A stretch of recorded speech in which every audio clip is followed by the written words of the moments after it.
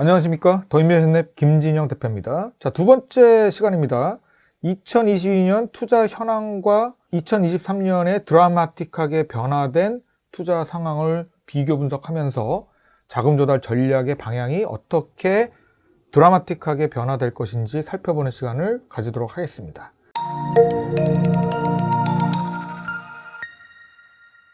자료를 한번 보실까요, 여러분?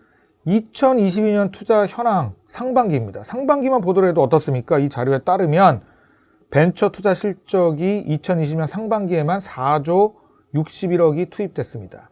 상반기 3조, 2021년 상반기 3조 2천억 대비 24%가 증가한 상반기 최초 4조가 돌파했던 시점이 바로 2022년 상반기였습니다. 얼마나 좋았습니까?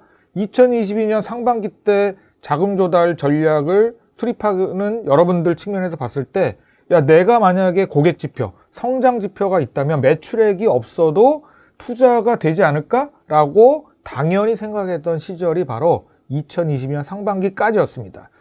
하지만 이때 전조가 좀 일어나기 시작했죠. 바이오 신약과 전기 기계 장비의 투자 감소세가 뚜렷하게 나타났고요.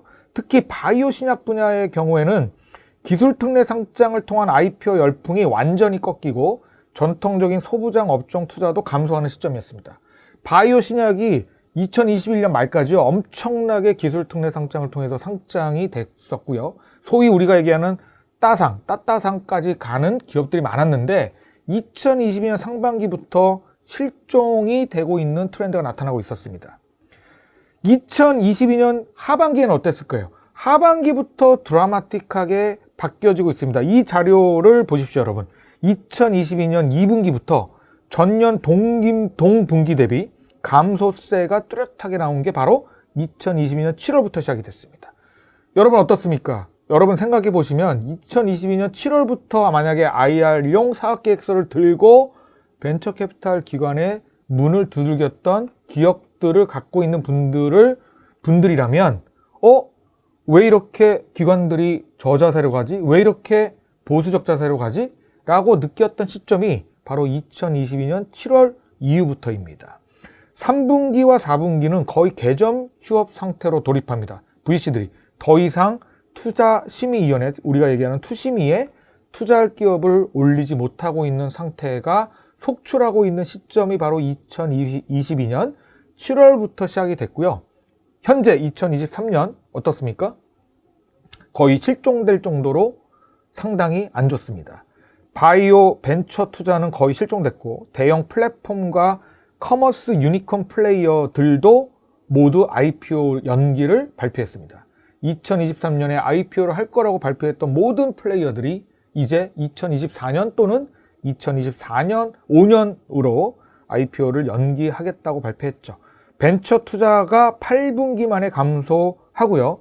지금은 이제 몸살해야 될다라고 부르짖고 있던 시점이 바로 이때입니다. 그 전까지 어땠습니까? 모든 벤처 캐피탈들이 성장이 중요하다, 유니콘으로 빨리 가야 된다라고 부르짖던 시절이 바로 2022년 상반기까지였다는 것이었습니다. 그 다음 장에 보시면 여러분, 하반기로 들어서고 2023년 맞이하면서 이제 모든 투자기관들이 24개월 생존 가능한 현금 흐름을 만들어야 된다. 이제 이런 얘기들을 하고 있어요. 모든 VC, AC 업계의 공통적인 의견이 스타트업에 찾아온 혹한기, 투자, 가혹한 미래에 대비해야 된다. 그래서 현금 흐름을 만드는 거가 기존에 이제 지금 굉장히 중요한 아잔다가 됐습니다. 모든 투자기관들이 현금 흐름을 창출하지 못하면 구조조정해라가 기본적인 전략이에요. 그러니까 과거에는 이제 1년 전만 하더라도 이제 성장을 하기 위해서 마케팅 비용을 때려박고 고객 지표를 만들어서 그 다음 라운드로 빨리 가자라고 했던 모든 심사역들이 이제는 매출을 만들어라, 구조조정해라, 24개월을 견딜 수 있는 힘을 키워라 라고 하는 스탠스로 완전히 바뀌게 된 것이죠. 이 자료에서 보신 바와 같이 현실로 다가온 투자 겨울 어떻습니까? 2021년 7월 기준만 하더라도 3조 659억 정도가 투자됐던 시장이 2022년 7월에 8,300억으로 거의 3분의 1이 실종됩니다. 투자 건수는 어떻습니까? 투자 건수 측면에서도 2022년 상반기에 977건에 달했던 것들이 지금 2022년 7월만 놓고 봤을 때 135건으로 줄어들면서 투자 건수도 상당히 많이 줄어든 것을 여러분이 보실 수 있겠습니다.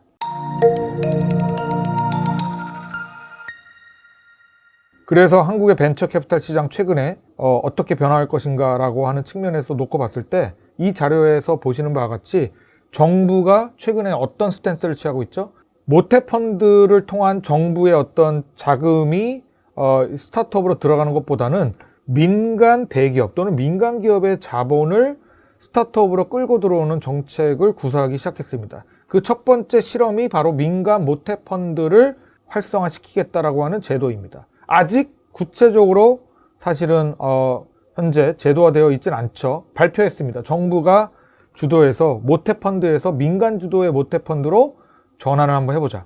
그러니까 이 얘기는 뭐냐면 한국 벤처 투자와 같은 또는 한국 성장금융과 같은 모태펀드 운영사를 통해서 정부가 기금을 만들고 자펀드 운영사들을 선정해서 모태펀드 운영기관에서 모태펀드를 내려주면 자펀드 운영기관에서 민간 LP를 끌어모아서 매칭하는 일종의 모태펀드 운용사들이 국내 벤처캐피탈의 거의 90% 이상을 차지하고 있습니다. 실제로 현재도 모태펀드 중심의 초기 투자가 스타트업의 자금 조달 시장의 가장 큰 부분을 차지하고 있는 것도 사실이죠.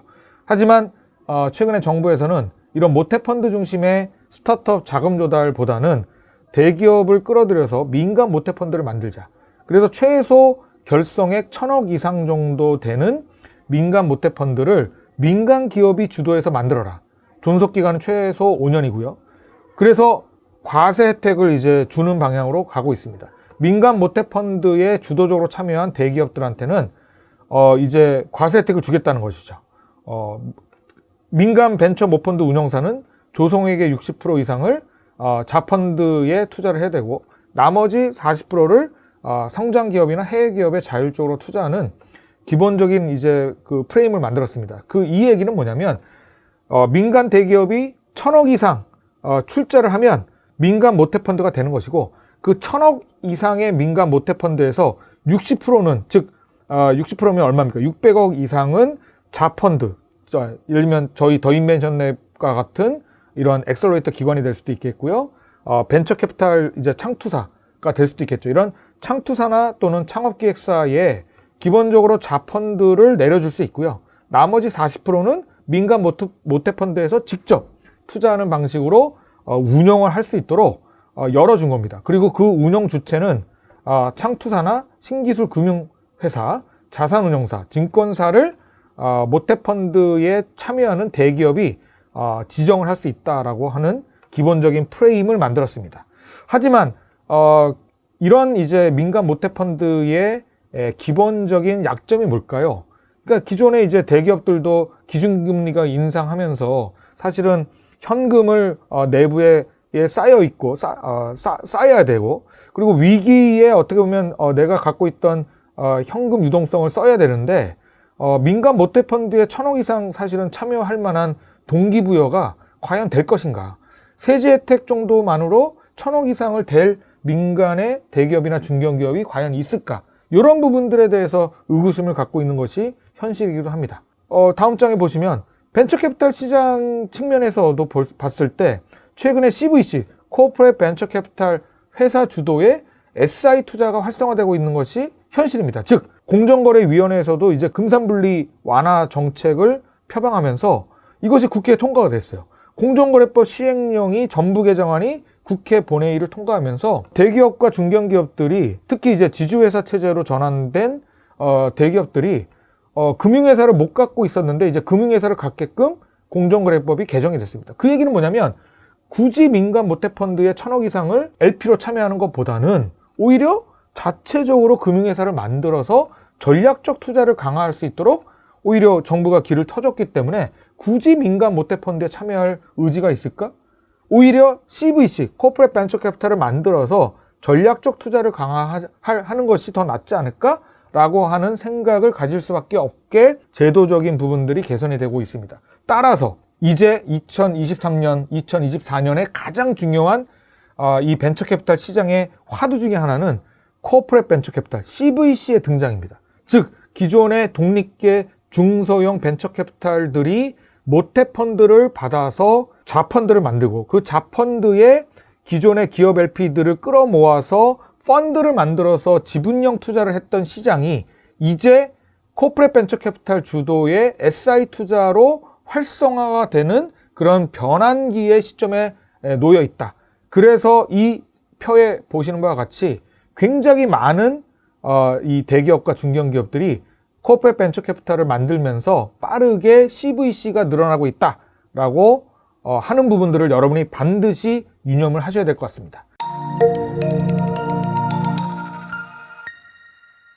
이제 이렇게 변화되는 벤처 캐피탈 시장에서 어떻게 자금 조달 전략을 저희가 수립을 해야 될 것인가. 자, 다음 회차 여러분 보기 위해서 어떻게 해야겠죠? 구독 꼭 해주시기 바라겠습니다. 다음 시간에 볼게요, 여러분.